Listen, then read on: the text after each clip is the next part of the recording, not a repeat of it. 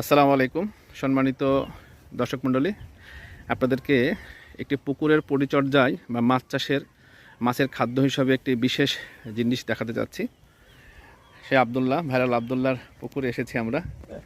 আব্দুল্লাহ, জি বলে। হ্যাঁ, এই যে কি দিচ্ছ? এটা এগুলো কলার পাতা। কলার পাতা কেন দিচ্ছ? কলার পাতা গ্লাস কাপ আছে অনেক পুকুরে, তাই গ্লাস কাপ মাছে কলার পাতা খুব খাই, তার জন্য।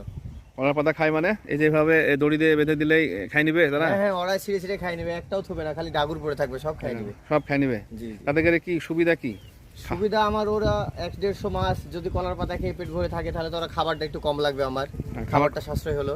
হ্যাঁ হ্যাঁ হ্যাঁ, যে খাবারটা দেওয়া হয় সেই খাবারটা কম লাগবে না? জি জি, অবশ্যই কম লাগবে। এই কলার পাতা খাওয়ার পরে তারা আর কিছু খাবে না? খাবে কিনা সেটা সঠিক জানি না, কিন্তু পেট ভরে থাকলে তো আর খাইতে যাবে না। হ্যাঁ, এটা শুধু গ্লাস কাপ মাছের জন্য, তাই শুধু না? গ্লাস কাপ, হ্যাঁ শুধু গ্লাস।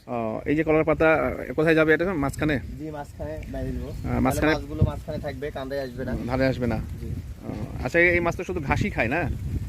ঘাস খায়, খাবারও খায়, কিন্তু কলার পাতাটা খুব ভালো খায়। কলার পাতা দিলে আর অন্য কোনো খাবারের দিকে আশা করে না? না না, ও, খুব ভালো খায় কলা। তাহলে মাছ চাষের এটা একটা দিক জানা হলো আমাদের, না? হ্যাঁ হ্যাঁ। আচ্ছা, ঠিক।